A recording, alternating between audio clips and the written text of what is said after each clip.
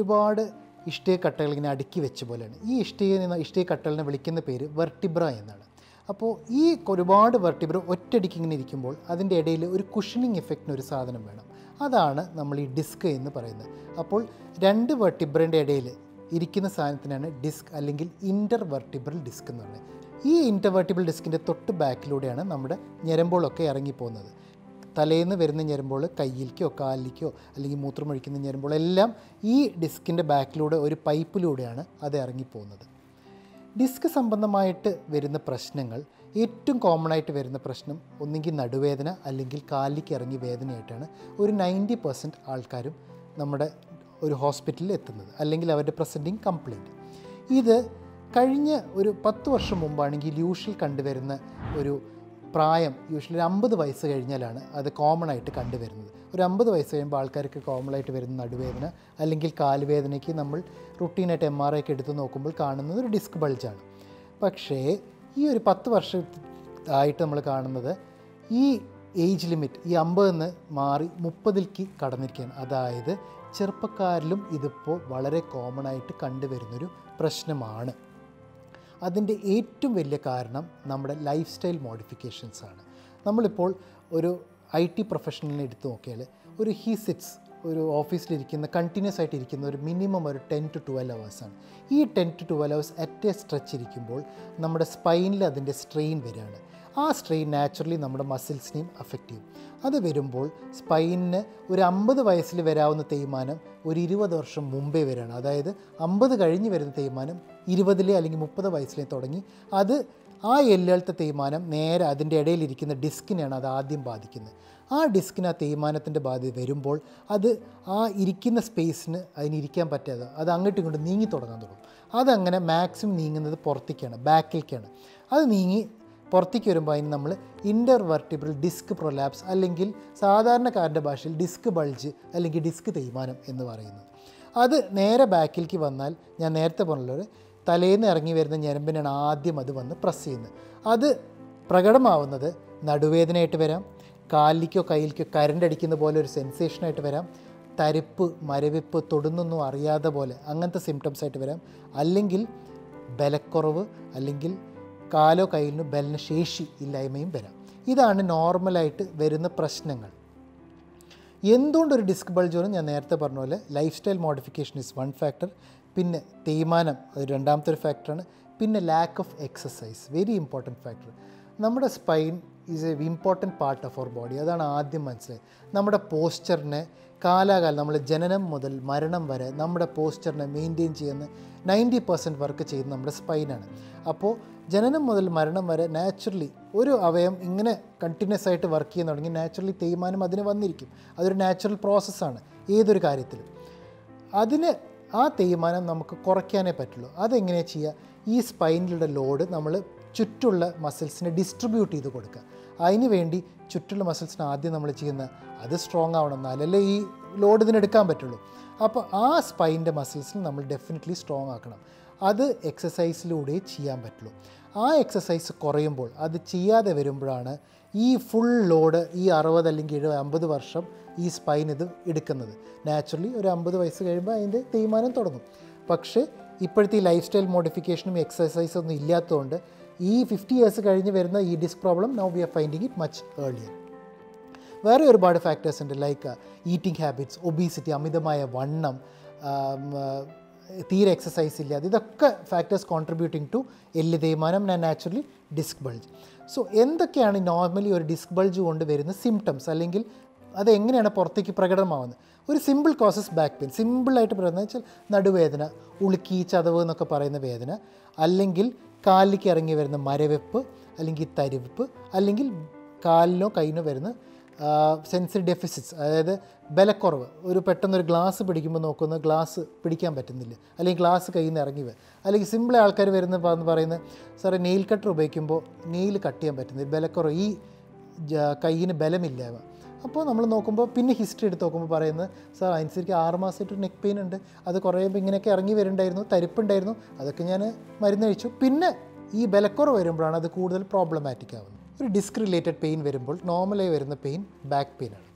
ഈ പെയിൻ വന്നാൽ ഞാൻ സ്ഥിരം ആൾക്കാർ വന്നിട്ട് സാർ ഞാനൊരു ഒരാഴ്ച വെയിൻ വന്ന ഉടനെ ഞാൻ പോയി ഒരു മരുന്ന് കഴിച്ചു, 2 ദിവസം മാറി, അത് കഴിഞ്ഞ് വീണ്ടും വന്നപ്പോൾ വീണ്ടും പോയി മരുന്ന് കഴിച്ചു. അങ്ങനെ ഇടയ്ക്കിടയ്ക്ക് ഈ മരുന്ന് കഴിക്കുന്നത് അതൊരു നല്ലൊരു പ്രവണതയല്ല. അതിൻ്റെ ഏറ്റവും വലിയ ബെറ്റർ തിങ് ഇസ് ദാറ്റ് നമ്മൾ ഒരു വേദന വന്നു ഫസ്റ്റ് തിങ് നമ്മൾ ബെഡ് റെസ്റ്റ് എടുക്കുക, റെസ്റ്റ് കൊടുക്കുക. കാരണം ഈ ഒരു ഡിസ്ക് തേയ്മാനം അല്ലെങ്കിൽ ഒരു ഡിസ്ക് ബൾജ് കൊണ്ട് വരുന്ന പ്രോബ്ലം കൊണ്ട് വരുന്ന ഇനീഷ്യൽ പ്രോബ്ലം മസിൽ ഇഷ്യൂ ആണ്. അതായത് ഒരു ഡിസ്ക് ചാടി നമ്മുടെ നെർവിനെ പ്രസ് ചെയ്തു, പെട്ടെന്ന് എൻ്റെ ചുറ്റുള്ള മസിൽസിന് ചുറ്റും ഒരു നീര് വരും. അത് ആ മസിലിന് നോർമലായ ഒരു സംഭവമല്ല, അതൊരു അബ്നോർമലാണ്. അവരുടെ ടെറിട്ടറിയിൽ വരാൻ പാടില്ലാത്ത ഒരാൾ വന്നിരിക്കുകയാണ്. അപ്പോൾ അവർക്ക് they are uncomfortable to that situation.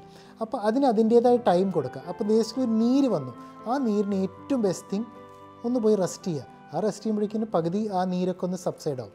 Second thing, ഞാൻ നമ്മുടെ വീട്ടിലൊക്കെ പറയുന്നത് കോമൺ ആയിട്ട് പണ്ട് പറയുന്നത് ഒന്ന് ഐസ് വെച്ചുവിടുക, അല്ലെങ്കിൽ ഒന്ന് കുറച്ച് ചൂട് പിടിച്ചാൽ പോരെ, അത് ചെയ്യാം. That is very good. അപ്പോൾ heat application, ice therapy and bed rest, ഒരു 80 to 85% back pain due to disc problems ഇതിൽ സെറ്റിലായിക്കോളും.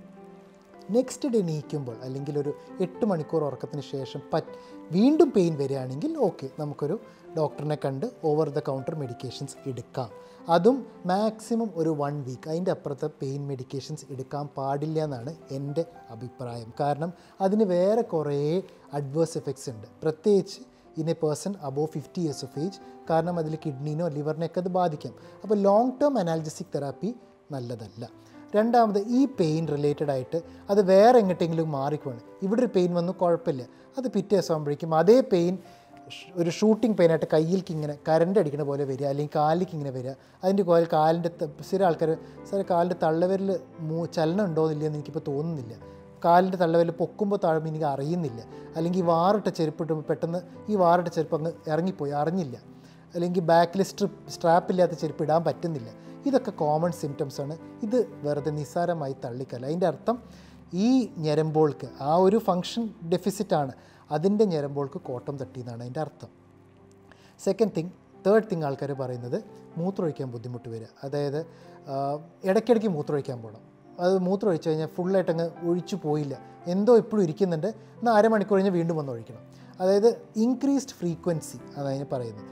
അത് ഒരു ഇമ്പോർട്ടൻറ്റ്, അത് associated with a back pain, that is an important, നമ്മൾ ഒരു റെഡ് ഫ്ലാഗ് സൈൻ എന്നതിന് പറയും. അതായത് അത് വന്നാൽ എപ്പോഴും നിങ്ങളുടെ മൈൻഡിലൊരു ഇത് വേണം, ഒരു ബെല്ലടിക്കണം, that you should immediately go and see the doctor. അതിൻ്റെ കൂടെ വരുന്നത് പ്രശ്നങ്ങൾ, സപ്പോസ് പേഷ്യൻ്റ് ഒരു 60 years കഴിയുമ്പോൾ എന്തെങ്കിലും ഒരു കോമോർബിഡ് ഇഷ്യൂസ് ഉണ്ടാവും, like he must be N old cancer patient which he's ഇപ്പോൾ എന്തെങ്കിലും ട്രീറ്റ്മെൻറ്റ് എടുക്കുകയാണ്, അല്ലെങ്കിൽ ഒരു ഡയബറ്റീസ് ഉണ്ട്, ഹൈപ്പർ ടെൻഷൻ, ഇങ്ങനെ കുറേ കോമോർബിഡ് ഇഷ്യൂസിൻ്റെ കൂടെ ഒരു ബാക്ക് പെയിൻ, റേഡിയേറ്റിംഗ് ലോറിലും അങ്ങനെയൊക്കെ ആകുമ്പോൾ ഡെഫിനറ്റ്ലി ഡോക്ടറിനെ കാണേണ്ടതാണ്. ഡിസ്ക് ബൾജ്, അതായത് ഞാൻ നേരത്തെ പറഞ്ഞ പോലെ 2 ബോണിൻ്റെ ഇടയിലത്തെ ഡിസ്ക് ബൾജാണ് ഏറ്റവും കോമണസ്റ്റ്. ഇത് കൂടാതെ ആസ് ഏജ് പ്രോഗ്രസസ് ഒരു കോമോർബിഡ് ഡയബറ്റീസ്, ഹൈപ്പർ ടെൻഷൻ അങ്ങനത്തെ കണ്ടീഷനിലെ ആൾക്കാർക്ക് ചിലപ്പോൾ ഡിസ്കിൽ ഇൻഫെക്ഷനും വരും.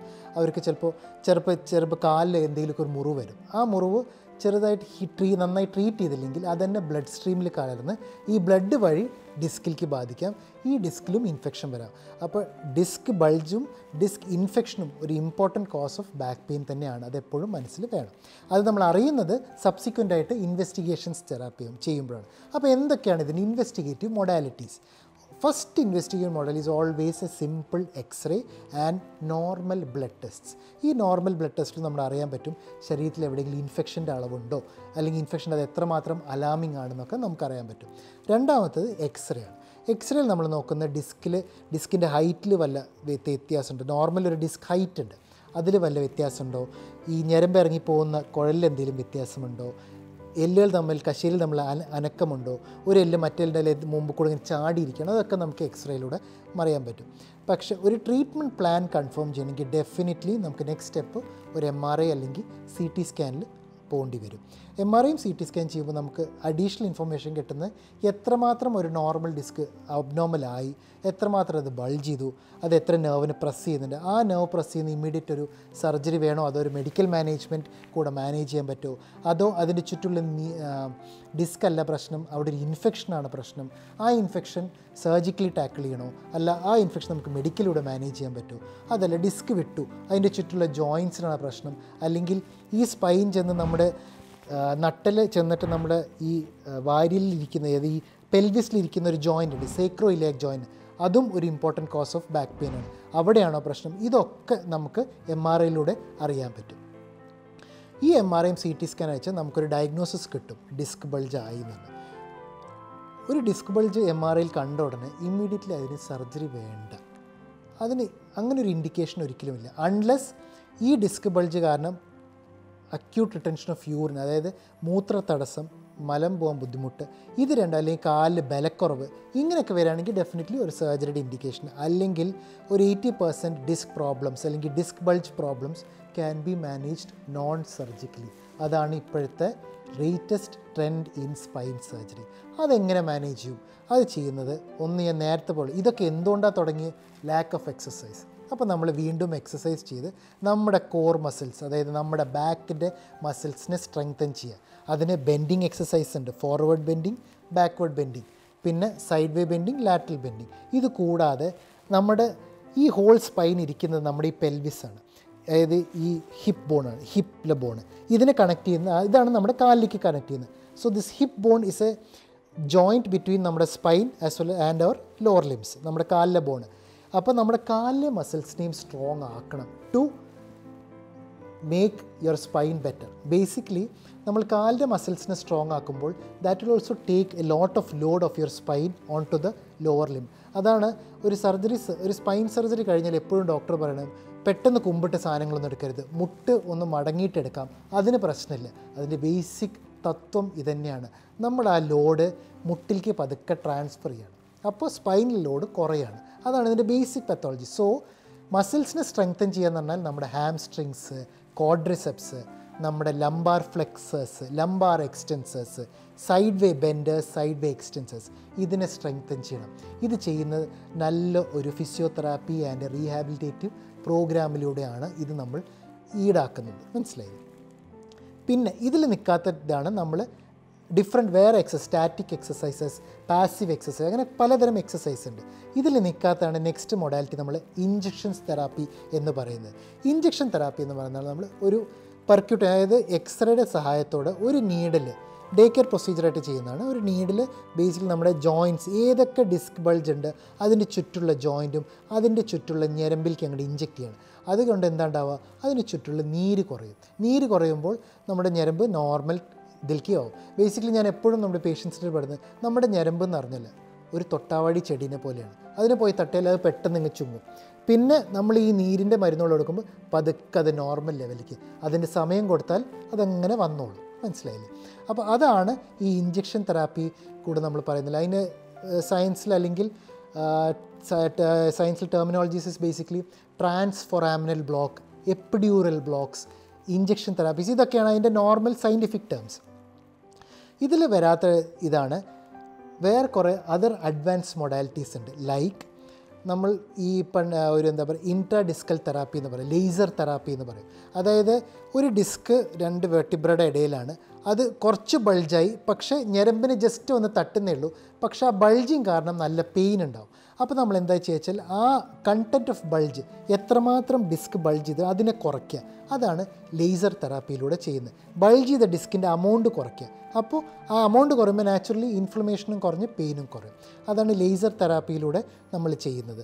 അതും വളരെ കോമൺ ആയിട്ട് ചെയ്യുന്നൊരു പ്രൊസീജിയറാണ്. ഇതൊന്നും ശരിയായില്ലെങ്കിൽ നെക്സ്റ്റാണ് സർജിക്കൽ ഓപ്ഷൻസ് വരുന്നത്. സർജറി പണ്ടൊക്കെ സ്പൈന് ചെയ്യുന്ന ഓപ്പൺ സർജറീസാണ്. അതൊക്കെ ഇപ്പോൾ വളരെയേറെ മാറി. It's totally replaced by keyhole surgery. Keyhole surgery തന്നെ രണ്ട് ടൈപ്പ് ഉണ്ട്. ഒന്നുകിൽ ഒരു ട്യൂബ് വഴി ചെയ്യാം, അതിന് ട്യൂബുലാർ സർജറീസ് എന്ന് പറയും. അല്ലെങ്കിൽ ഒരു എൻഡോസ്കോപ്പ് വഴി, അതിനെ നമ്മൾ എൻഡോസ്കോപ്പിക് സ്പൈൻ സർജറി എന്ന് പറയും. അതിൻ്റെ വകഭേദം പലതും ഉണ്ട്. ഇൻ്റർലാമിനർ എൻഡോസ്കോപ്പി ഉണ്ട്, അല്ലെങ്കിൽ PLED, percutaneous lumbar endoscopic discectomy. അങ്ങനെ പല ട്രീറ്റ്മെൻറ്റ് ഓപ്ഷൻസ് ഉണ്ട് സർജറി. പക്ഷേ ഞാൻ പറഞ്ഞ പോലെ സർജറിയുടെ സൈസും അതിൻ്റെ ലെങ്ത്തും കുറഞ്ഞ് ഇപ്പോൾ കീഹോളിലേക്കാണ് മാറി വന്നിരിക്കുന്നത്.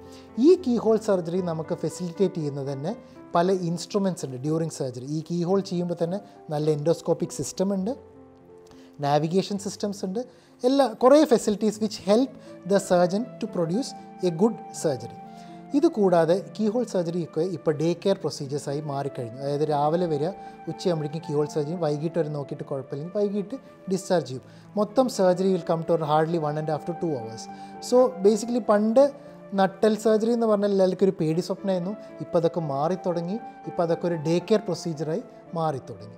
സോ ഇതാണ് ഇൻ ഷോർട്ട് ഒരു ഡിസ്ക് റിലേറ്റഡ് ആയിട്ട് പ്രോബ്ലംസ് കൊണ്ട് വരാവുന്ന നമ്മൾ യൂഷ്വലി കണ്ടുവരുന്ന പ്രശ്നങ്ങൾ, അത് റിലേറ്റഡ് ആയിട്ടുള്ള കോംപ്ലിക്കേഷൻസ്, അതെപ്പോൾ നമ്മൾ അതിനെപ്പോൾ കെയർ കൊടുക്കണം, എപ്പോൾ ഒരു സ്പൈൻ സർജനെ കാണണം, ആൻഡ് അതിൻ്റെ ട്രീറ്റ്മെൻറ്റ് മൊഡാലിറ്റീസ് വിച്ച് ഒരു സ്പൈൻ ഒരു ഡിസ്ക് പ്രോബ്ലം ഇസ് ഓൾവേസ് ഒരു കമ്പൈൻഡ് അപ്രോച്ചാണ്. Basically at Aster we follow a combined treatment modality to take care of any disc problems wherein it involves a physiotherapist, an occupational therapist, a spine surgeon, a rehabilitative person, a neuroanesthetist, and during surgery, of course, an intraoperative electrophysiologist. So all these together at Aster we help to see that, or we always make it a point that our patient goes home symptom free and complication free.